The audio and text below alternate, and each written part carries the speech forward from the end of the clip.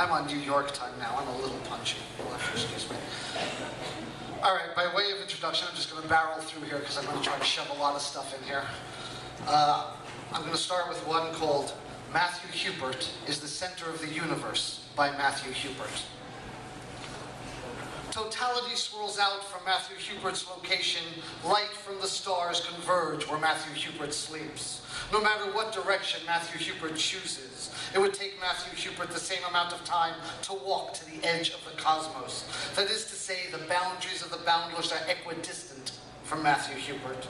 Redshift is the same in every which way, given a holographic holism, a Bell's theorem, a Big Bang.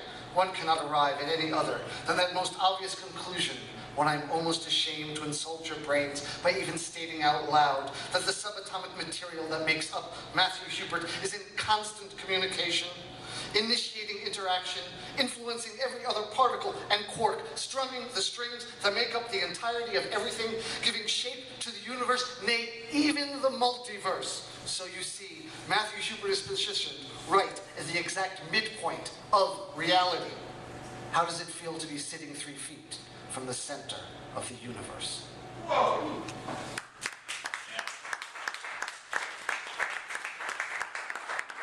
How to write a poem or how to make love. Cut, cut, cut, cut, cut to the margin of meaning, meter, meat, and mesh. Cut, cut, cut, cut till your darlings are bleeding. 100% is self-fulfilled. 90 offers an invitation to pour. Cut, cut, cut, cut, entice, tease before balls deep. Cut, cut, cut to the limit of breath. Rhythm unchanging or breaking the beat. Ease a new angle. Thank you.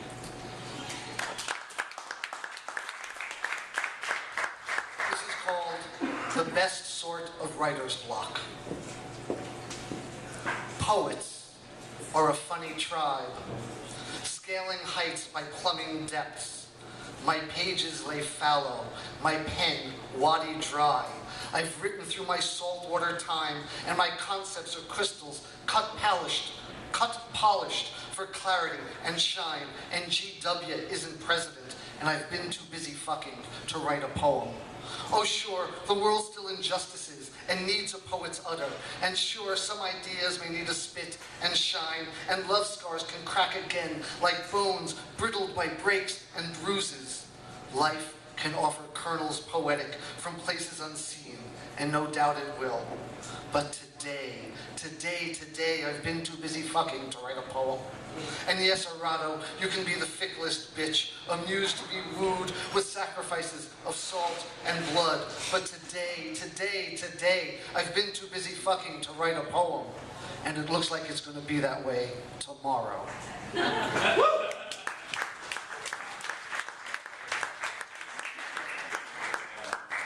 Death came into fashion, and the glitterati donned ebony sequins.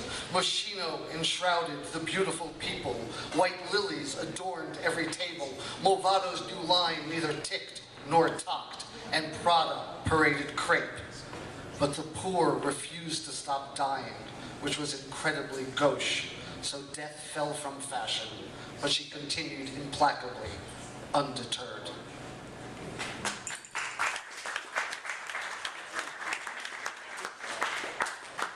A matter of focus.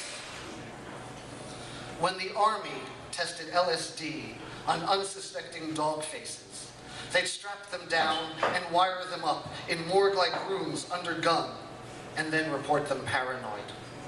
But I suspect, had they tested in nude-filled jacuzzis, they'd have come to another conclusion, and the world might be a quite different place. I also suspect that's a perfect metaphor for the way the universe works.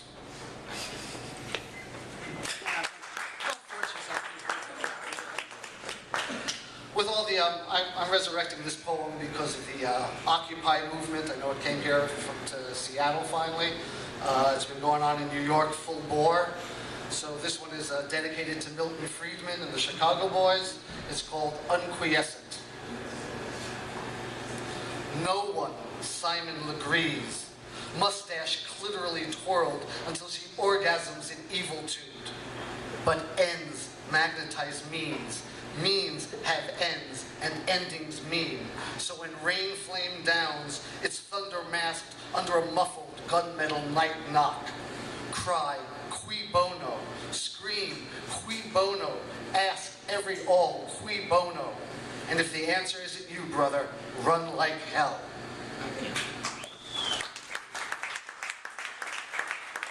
I'm just rolling on it. Here's a little jazz poem called Blowin' Changes. Dig? Blink blue through green-eyed hue, time frame, trolley screen, masterpiece. Slow barry roll and hi-hat racket down the rickety-rack subway track, whistle blow steam heat of January. Cool rhymed bass clarinets and brush on skins take me on home. Scat, scat, kitty cat, no time for nothing but to signify. Dual-eyed river rat on CEO salad, rant rampant on an argent tangent against the studded rudiments of back alley blues, skittle-tracked paradiddles take me on home. Fast, fast giggle gasp, saxolo tremolo, spine ripped, kiss grazed, shiver crazed and lust blood dawning, awning, yawning, parasol sliver ticked, trilling clef bop keys and ivories, snake shed goose flesh shred glide, glide me on home. Thank you. Just a few more here. This is called Walt. I took a nap with Whitman, all sinew and democracy. He leaves me in soil. No, let's try that again. I took a nap with Whitman, all sinew and democracy. He leaves me in grass and roots me in soil, which only slightly slows the soaring, the way you ease into a country curve before speeding out into open vistas. Breath. With his grizzled lips and schoolgirl heart, he slays me, slays me, slays me daily, slays me daily. Whitman, the hitman, slays me daily. In everyday songs aimlessly whistled, in labor or love or no reason at all. Whitman, the hitman, slays me. With muscular and musical word and intent, with new world naivete in a pre-cynical way, with a sigh and a secret and half laugh, half sob.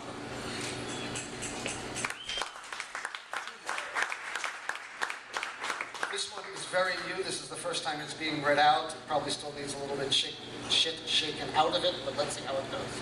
New shit? New shit! No shit! Punctuated equilibrium, number 18,578. I've fallen victim to little blisses, easy moments in the room. Once, I'd ejaculate truth and thunder at the edge of the Andaman Sea, seek Sufi and psilocybin Charybdi through minotaur mazes of jungles, of cities, and electronic cork forests, straddle edge-ridged crags where none could find me, even if sometimes I'd climb at home. Ecstatic movements to a town or a state I hadn't neuroned before, kissing moments elusive, a surprise every time, how simple they are.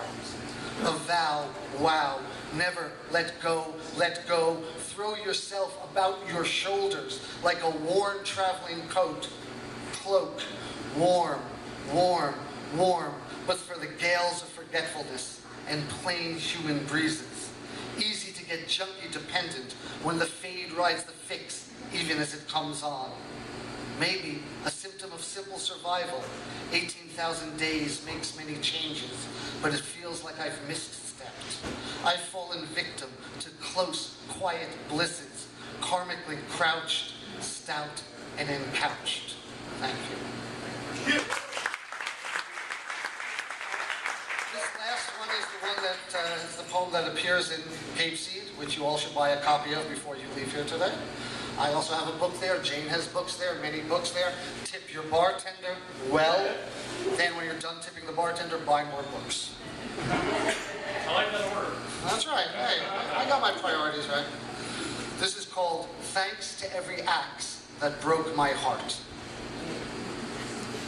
Dead Tony told me, every 5 years I'd look back and think, fuck, I was an asshole then, until I finally realized that means I'm most likely an asshole now.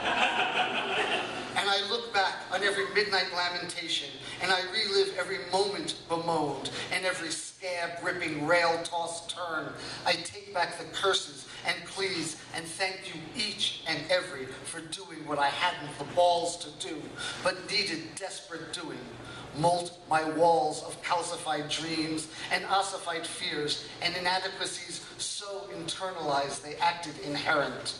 And I could crab-like grow, past the point of safe to soft-shelled, sensate, and scuttle across the sand to settle here.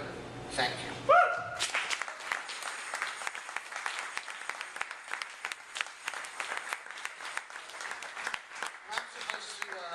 Introduce Eliel Lucero from this thing here, but it's long, and I'll just tell you. Like myself, he's a native New Yorker, which means he's awesome. He's a DJ, he's performed all over the place, he teaches, he's a production manager at Bowery Poetry Club, he's a facilitator with the Alzheimer's Project, a wonderful human being, a great poet. Give it up.